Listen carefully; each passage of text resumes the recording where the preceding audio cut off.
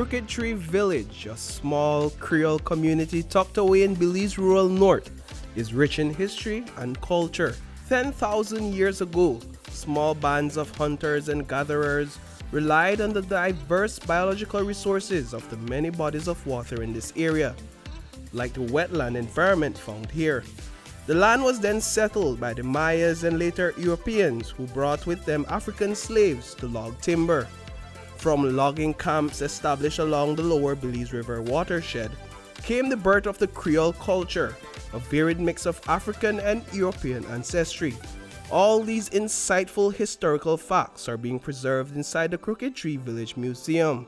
Today, we are in Crooked Tree Village to learn more about one of the community's most important fruit, cashew, and how this fruit has shaped the way of life over the last century. Meet Henry Westby, a cashew producer. He has been working with the fruit since childhood. Today, he's in his backyard preparing an order of cashew nuts for a customer.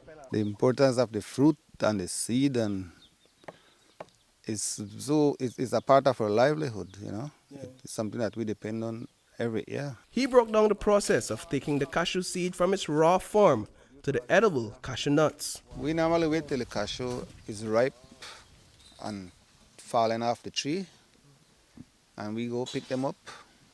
Some people ring them right under the tree. Some people pick them up, especially if they want the fruit. We pick them up.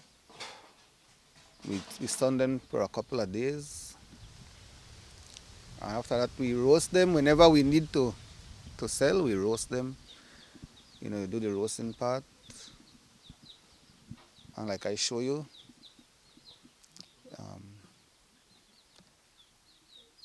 well, the roasting part, you gotta use the pine wood.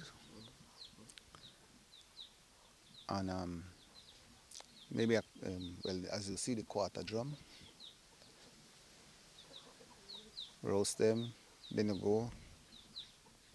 You have to get the ashes also. Yeah. That's the same ashes from the roasting. No, this is ashes from different trees that you have to use to put on them to take off the oil. Okay. And after that, it's this process, the hardest process begin. This is cracking. The cracking. This relationship.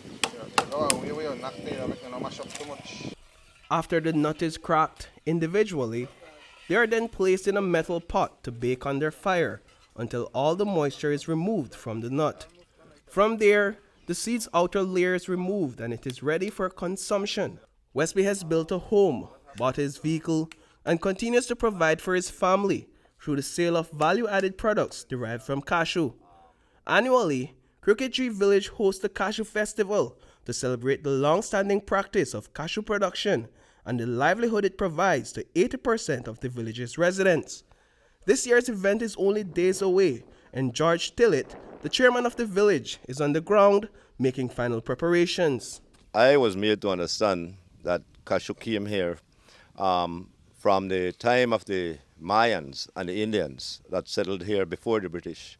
So when the British came here, they did find cashew on this island. The natives who were here used to harvest the seeds of the cashew and take them to Belize town to sell wholesale. They didn't do any processing. And at that time, it was very, very cheap. It was like 2-3 cents a quart for cashew seed. Yeah. So after that, you know, people started learning a way to process these nuts by roasting them and having them packaged off. And now cashew has become a number one cash crop to the villagers. During a cashew festival, well, first of all, you know, gates open at 10, just like a national agricultural show, where people come in, meet and greet, and people start setting up their stalls and what have you. Then at 2 o'clock on Saturday afternoon, we have our official opening or official ceremonies to open the Cashew Festival. I think this year, due to the generosity of the BTB, our keynote speaker will be the Honorable Anthony Mahler, the Minister of Tourism. After the official opening, it's when the fun starts. We have stuff like greasy pole, the plaiting of the maypole, cashew wine drinking contest, bitters drinking contest. As this community has evolved over time, the challenge that comes with growing this cash crop has increased.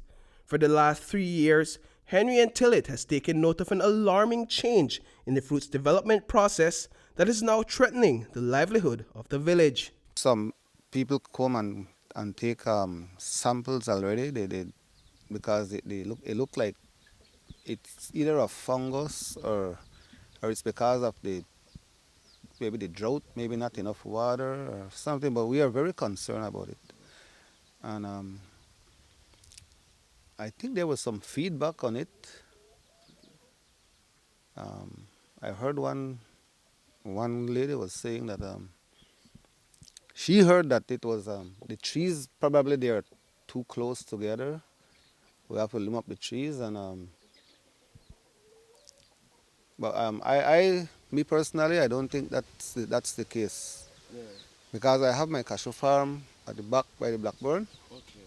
I have a big farm back there. And my trees are not touching each other's. You know, they're young trees trees big enough, but they're not touching each other like that. And they have the same problem like here. Notwithstanding the challenges currently being faced and the quest for answers, hope remains that work of turning the cashew fruit into value-added products will live on for generations. As the knowledge has been passed on to Westby and Tillett from generations before, they're doing the same with others. Somebody could go and pick up maybe, let's say, a half a bucket of seeds. Yeah. Right now, maybe it would take them like maybe an hour.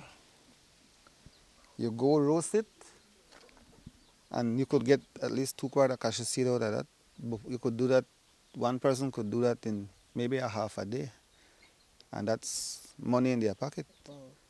You know, so small kids, bigger people, everybody is doing it.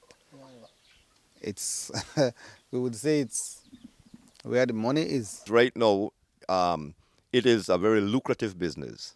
As a matter of fact, I could go there and in one day, I could pick myself up probably a sack of cashew nuts. When I process that, I'm good for like $400.